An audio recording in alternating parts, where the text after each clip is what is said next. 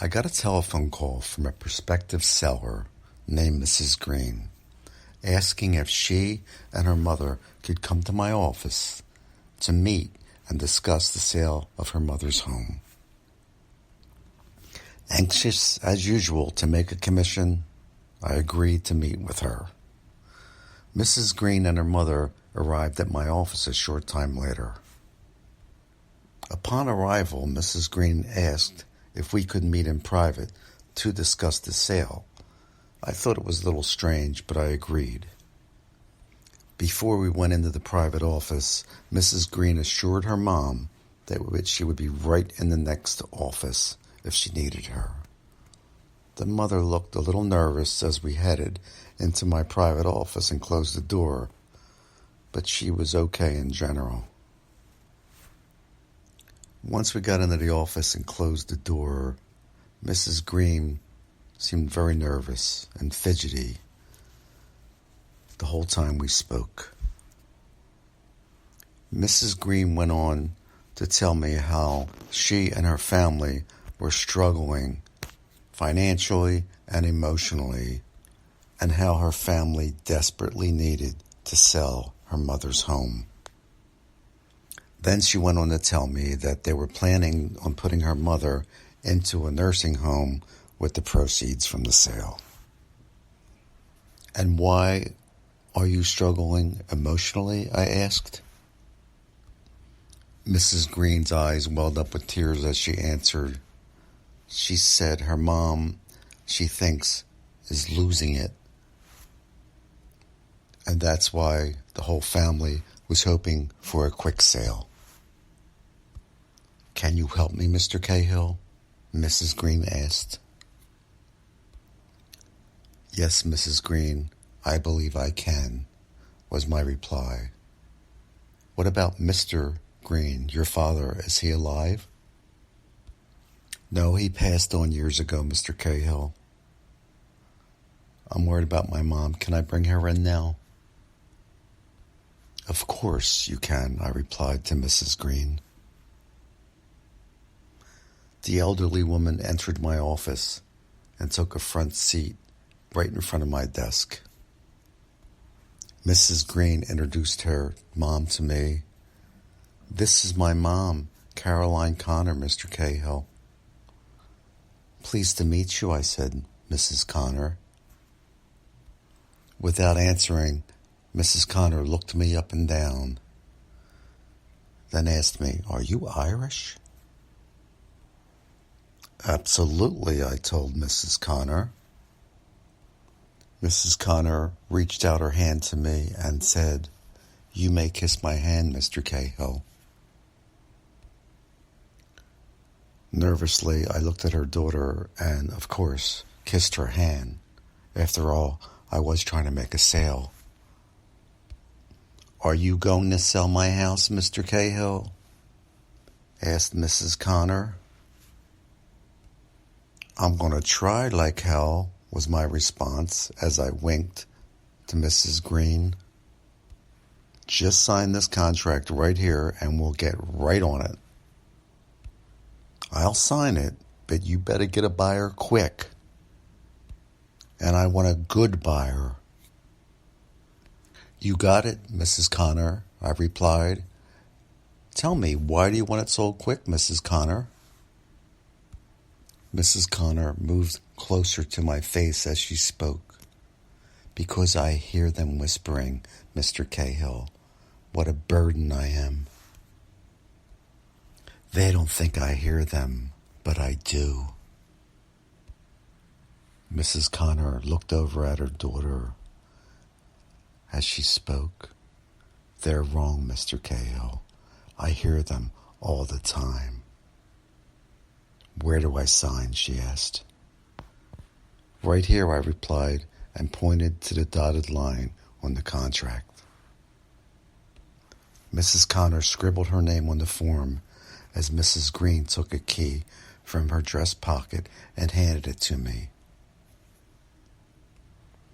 "The house is vacant, so start showing it right away, Cahill," Mrs. Connor snapped at me. You got it, Mrs. Connor, and thank you both for coming in. I am on the case. Mrs. Connor smiled and thanked me, and Mrs. Green gave me a wink and nodded as they left the office. I showed Mrs. Connor's home that week to a young couple named Kelly who were expecting their first child in a few months. The Kellys decided on the spot they wanted the home and wrote me a deposit check to secure the property. We'd like to settle in 30 days, said Mrs. Kelly. Not a problem, I replied as I continued and counted the commission in my head. When I returned to the office, I scheduled the settlement for 2 weeks later. On settlement day, the Kellys arrived at my office, and as I greeted them, they pointed out the window and said, "There's our moving truck, Mr. Cahill. It's loaded with everything we own." Mrs. Kelly smiled as she continued, "That's why we have to settle today, right, honey?" "That's an understatement," replied Mr. Kelly. The Green family entered the office a short time later and greeted the Kellys. "We're so glad you're buying Mom's home," said Mrs. Green. The Greens were overflowing with excitement, all except Mrs. Connor, who walked over to the Kellys and just stood there staring at them. I sensed that there was something wrong. "Shall we sit at the conference room table?" I asked as I motioned for all to take a seat at the huge conference table in my rear office. I introduced the title clerk to the Kellys, and then I said, "Are you ready to start signing the mortgage documents?" "Of course we are," the Kellys replied. Mrs. Green then entered the room with a worried look on her face. "What's wrong?" I asked. "Mom won't come in," Mrs. Green informed me.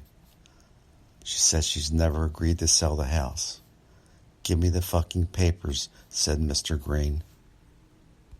"I'll sign them for her." "I'm sorry, but I can't allow that," said the title clerk. "That would be illegal." I looked over at the Kellys, who had a stunned look on their face. "Relax," I told them. "I'll go and talk to Mrs. Connor." I entered the front office and approached Mrs. Connor, who was seated leafing through a magazine. I leaned close to her and I said, "Hi, Mrs. Connor. How are you today?" "You've got stinky breath," Mrs. Connor replied. Startled but prepared, I reached into my pocket and took out a piece of gum and slowly removed the paper wrapper and put the gum in my mouth.